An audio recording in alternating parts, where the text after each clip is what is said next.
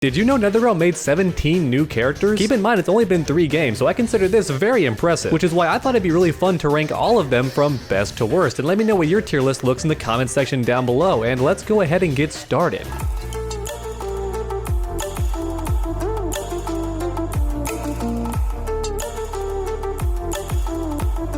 Before actually ranking the characters, I wanted to take a moment to explain what each of these tiers mean. So first up, we have the Stay Forever meme. These are characters that should never be missing from any future games. They're just that beloved. Even though these characters are new, they're already instant classics, and people would be very sad if they were missing in future games. And then right below that in A tier, we have the Should Return. So these are characters that could come back but aren't necessarily essential. So for example, a character like Sindel would go here. People do love her and she should come back regularly, but she doesn't have to be in every single game. And then below that in B tier, we have Can Return, but with some changes. So these are characters that were so close, but just barely missed the mark. So fans do still like them, but they're missing a little bit of spice. They need that little bit extra to make them fan favorites. And then next up in C tier, we have the Surprise Returns. So these are characters that have a niche following. They're not super popular, but fans would still like it if they came back every now and then. And then finally at the very bottom in D tier, we have the Never Return characters. Now there's actually 2 ways you end up down here. The first one is fans hate you. They don't want you to ever come back. And then the other reason is there's just no purpose for you to return. You've already played your role in story mode, and outside of story mode, there's no reason to include you. Alright, so with all the tier levels explained, it's time to finally get started. And I don't want to start from the top and work my way down. I think that would be a bit boring. So to keep things interesting, I'm going to go from left to right. Alright, so first up we have Cassie Cage. So I think this one's pretty obvious. Cassie Cage should stay forever. You can't just create the daughter of Johnny Cage and Sonya Blade and then leave her out. She's the perfect combination. Now with that said, I do actually prefer her personality and voice from MKX, but that's just a personal thing. I happen to love that voice actress, and I understand she went to work on the Horizon series, and that's likely why she didn't voice Cassie in MK11, but god, I love her voice so much. Not to mention I love how in Mortal Kombat X she acted more like Johnny Cage because he is the one who raised her, whereas in MK11 she was kind of like a Diet Coke version of Sonya Blade. But I digress. The point is that this character should never be missing from any sequels. However, with that said, the next MK game is rumored to be a prequel. And if that is the case, things aren't looking good for Cassie Cage unless that game also has time travel, in which case she could still show up. And then on top of that, the DLC characters don't tend to follow the story mode, so she could always be a DLC character. Alright, and then next up we have Cetrion. So Cetrion is a very tough decision because an Elder God as a playable character is so much fun as an idea. However, the issue is she is a keep away character, which is typically very boring to watch and very boring to fight against. Not to mention it's kind of dull for an Elder God to fight that way, because if you're already one of the strongest beings in existence, why would you want to run away from the opponent and just throw things at them from full screen? I feel like the only reason this character would return is if they changed her playstyle. However, with that said, why not just use a different Elder God if you're going to change the playstyle? I'm not gonna lie, a lot of the Elder God designs that I saw in Mortal Kombat 11 looked really cool, and I think I'd rather see one of them than Cetrion again, which is why I do believe she belongs in the Never Return tier. Now keep in mind, I'm not saying Cetrion's a bad character design, I'm not saying she's a horrible playstyle, I'm just saying there's no reason to pick her over a different Elder God at this point. Ooh, and then we have Cyber Sub-Zero. So he's already been in 2 different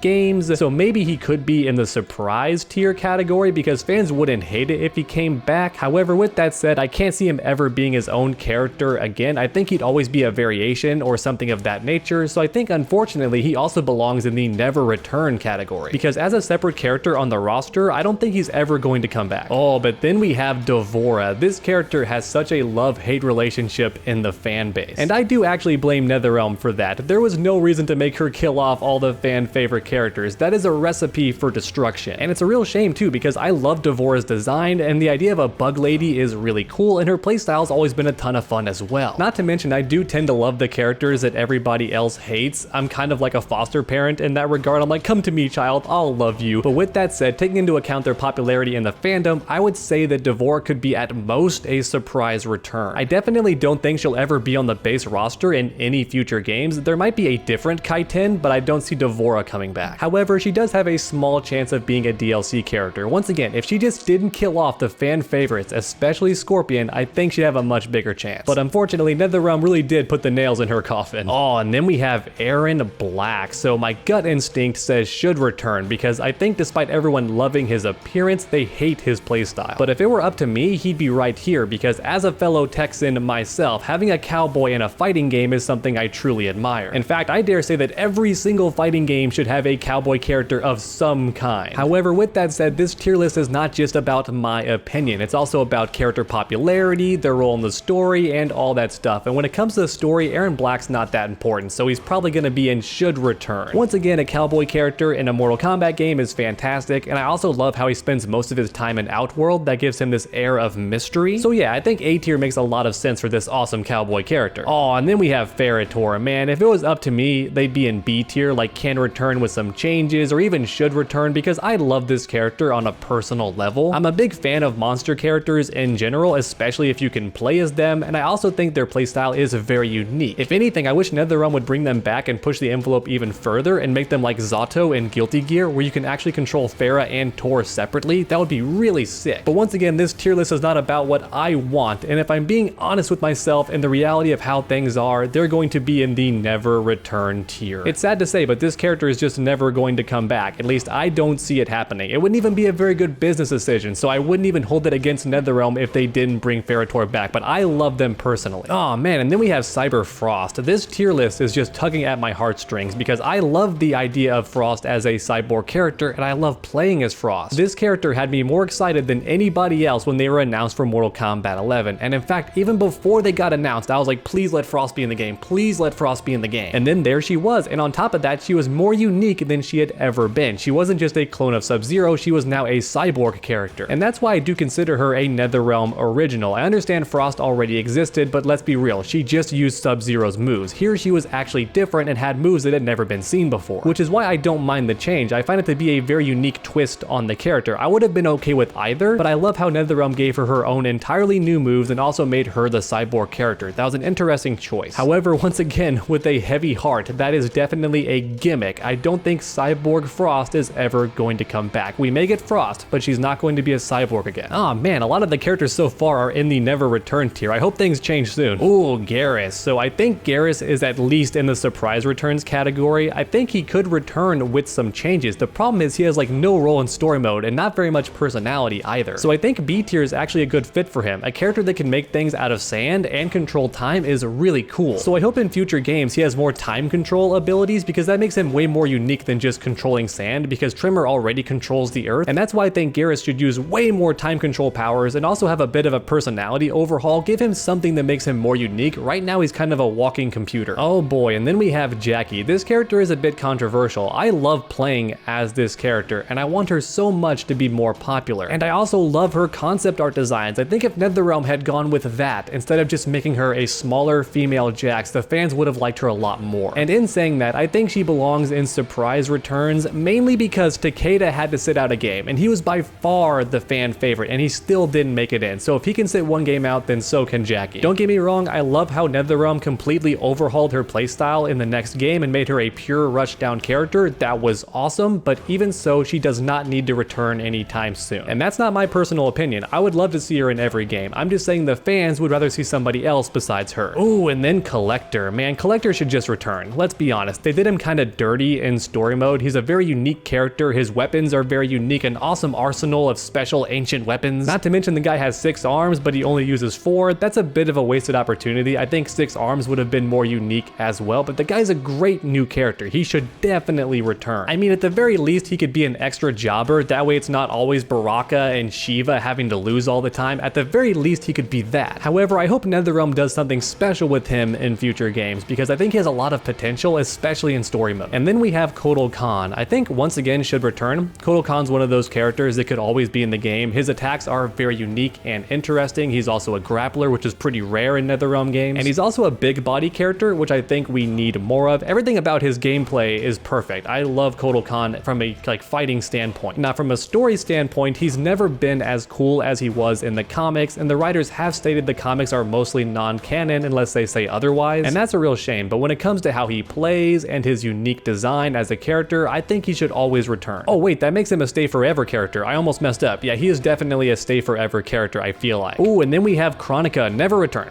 Chronica should never return because I don't want to see any repeat boss characters. And even though I do think she would make a fun playable character in future games, you might as well just use Garrus or make an entirely new character who controls time. There's no reason to use Chronica again. Because not only was she one of the dullest boss fights in Mortal Kombat history, but when it came to story mode, she felt like one of the dumbest characters too, which is unfortunate because that was not the writer's intention. If Chronica had been a playable character in Mortal Kombat 11 at some point, I would have been extremely excited, but when it comes to sequels, there's no reason for her to ever come back. Ooh, Kung Jin. Kung Jin should definitely return if for no other reason than his playstyle. The bow and the arrows was really unique for a Mortal Kombat game, and I want to see it come back. And on top of that, I think any hate for this character is very misplaced. A lot of them thought it was like Mary Sue-ish that he beat Kotal Khan, but keep in mind, he's related to Kung Lao, and he's also a monk. This guy's really strong. Not to mention, he might be the most mentally stable character of the Combat Kids, which makes him come off as boring, but let's be real, he's the most normal guy in the group, and that's not a bad thing. Once again, NetherRealm did him kind of dirty by not including him in Mortal Kombat 11. I think he's a must-return character. And then we have Corrupted Shinnok, a very new boss fight. I know Shinnok's not a new character, but Corrupted Shinnok definitely is, and he plays entirely different from regular Shinnok, so I'm counting him as a new character. And this one's tricky because I'm not sure if fans would hate him being a DLC character. I think they may actually enjoy that. However, with that said, is he that different from other demon characters like maybe Draman? They could also fit that role. Yeah, I'm gonna go ahead and put him in the never return category, but at the very front, because who knows, he could be a weird tower challenge where you play as him. It could definitely happen. Ooh, and then we have Scarlet, stay forever. Scarlet needs to stay forever. I'm gonna put her in front of Kotal Khan even. This character needs to stay. I want my red ninja lady in every single game. And I honestly think that the MK9 and MK11 version are both equally awesome. I like her costume designs more in Mortal Kombat 11, but I like the rushdown style a bit more in MK9. So I think for the next game, how cool would it be if they tried to combine the two? Give her some rushdown and some keep away elements? That could be really interesting. It could also be overpowered if done wrong, but would that be so bad for Scarlet to be overpowered? I think she deserves it after being low tier for the entire existence of MK11. No matter what the case, I think she definitely should return in every single game. She is a stay forever kind of character. Ooh, and then we have Human Smoke. Now, some people might consider this cheating because he was playable in MK3. However, his attacks were identical to Scorpion. The only thing different between him and Scorpion was that Smoke had some extra strings that were way better, and as a result, Smoke was just a better version of Scorpion, but he was not his own character yet. And I believe in every game after that, Smoke was a cyborg character, and then finally in MK9 he had his own moveset as the Human Smoke. And that's why I do consider him a NetherRealm original character, because before that he did not have his own unique moves that were like bound to his human form. Now this character is a should return. Absolutely, this character should definitely return. Let's put him in front of everybody because fans want this guy like mad. There are still so many players who are salty that Smoke was not in Mortal Kombat 9, a huge group of upset players, and that's why Smoke should return, not even as a DLC character. Make him base on the next roster. I think fans would love that. And then last but certainly not least, we have Takeda. I think Takeda should also return. If it was up to me, he would be a stay forever, but I don't think he's quite there. And I could be wrong about that because I honestly haven't polled all of the Mortal Kombat players. Maybe if I could ask the opinion of every player, a lot of them think he should be in the game forever, but I haven't seen that when I go online. Don't get me wrong, he does have a big following, but it's nowhere near as big as characters like Cassie Cage or even Kotal Khan. I think he's up there, but he's just not quite as up there. Now with that said, I think NetherRealm did him very dirty. He definitely deserved to be in Mortal Kombat 11 because he was way more popular than Jackie. But I think NetherRealm wanted a certain balance of characters, and Takeda just wasn't that balance they were looking for, and so they left him out. But I think he should have at very least been a DLC. And that's why I do think he belongs in the should return category. Once again, if it was up to me, he'd be in stay forever. But I feel like when it comes to the Mortal Kombat community as a whole, he is in the should return category. And I think I'm done, but as I look at this, I feel kind of bad for having so many characters in the never return category. Maybe Cetrion could return with some changes, let's be real. And you know what? I think some fans might like it if Ferrator came back, and I feel like this is a more balanced tier list. This seems more in line with what the community would actually feel. But let me know in the comments down below what your tier list looks like, and also let me know if I missed any characters. I don't think I missed any NetherRealm originals, but let me know if I did. As always, if you enjoyed the video, make sure to leave a like down below. It really does help my channel out a ton, especially since YouTube's being really weird lately. So leaving a like like really does help me out a ton down below. And then while you're down there, if you haven't already subscribed, what are you doing? Make sure to join the best fighting game community on YouTube. We're already over 300,000 subscribers strong, and now we're aiming for the 400,000 mark. So suplex that subscribe button, ring that bell, and as always, stay underdogs.